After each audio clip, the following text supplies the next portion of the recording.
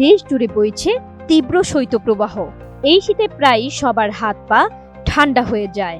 কম্বলের ভেতরে রেখেও এই হাত পা গরম করা যায় না, এমনকি মোজা পরেও গরম হয় না পা। অথচ শরীরের বাকি অংশ ঠিকই স্বাভাবিক থাকে। কিন্তু কেন এমন হয়?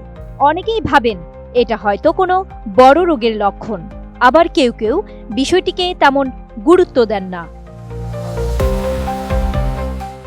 প্রকৃতপক্ষে শীত বা ঠান্ডা পরিবেশে হাত পা ঠান্ডা লাগা একটি স্বাভাবিক প্রতিক্রিয়া। তবে কিছু ক্ষেত্রে এটি শরীরের ভেতরের সমস্যারও ইঙ্গিত দেয়। চিকিৎসকরা বলছেন এটি বোঝা খুবই জরুরি। তবে এটি স্বাভাবিক হলেও সতর্ক হওয়া প্রয়োজন। নোভা এলইডি টিভি, ঝকঝকে ছবি, নিখুঁত শব্দ, 5 বছরের ওয়ারেন্টি। নোভা মানে সঠিক মান, নিশ্চিত সেবা। শরীর যখন ঠান্ডা অনুভব করে তখন সে নিজের সবচেয়ে গুরুত্বপূর্ণ অঙ্গগুলো গরম রাখতে চেষ্টা করে। এজন্য হাত পায়ের দিকে রক্ত প্রবাহ কিছুটা কমিয়ে দেয়। এই প্রক্রিয়াকে বলা হয় ভ্যাসোকনস্ট্রিকশন। ফলে হাত ও পা ঠান্ডা লাগে। এটি সাধারণত স্বাভাবিক এবং সাময়িক। তবে সমস্যা তখনই ঘটে যখন ঘরের ভেতর উষ্ণ আবহাওয়াতেও হাত পা ঠান্ডা থাকে। কিন্তু এর কারণ কেবল শীত নয়, আরেকটি কারণ রয়েছে। বিশেষ এক ভিটামিনের অভাব হলে শীতে এভাবে হাত পা ঠান্ডা হতে থাকে।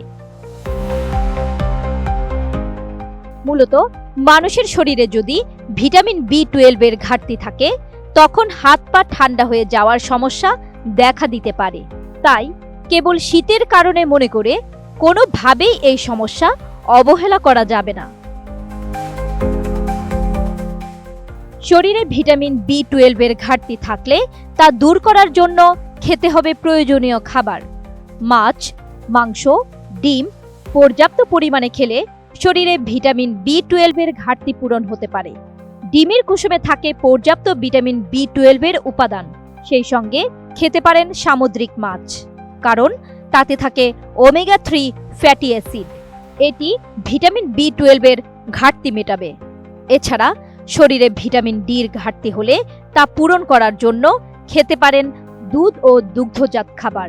শীতের সময়ে যাদের হাত পা ঠান্ডা হয়ে যাওয়ার সমস্যা বাড়ে তারা নিয়মিত এ ধরনের খাবার খাবেন। এ সময় হাত পায়ে ঝিনঝিন ধরার সমস্যাও হতে পারে। এগুলো বেশিরভাগই ভিটামিন বির ঘাটতির কারণে হয়ে থাকে। তাই এই ঘাটতি পূরণে পর্যাপ্ত প্রয়োজনীয় খাবার খান। সেই সঙ্গে প্রয়োজন হলে চিকিৎসকের পরামর্শ নেওয়া জরুরি। জান্নাতুন Nahar Jerry, desk report, ATN news.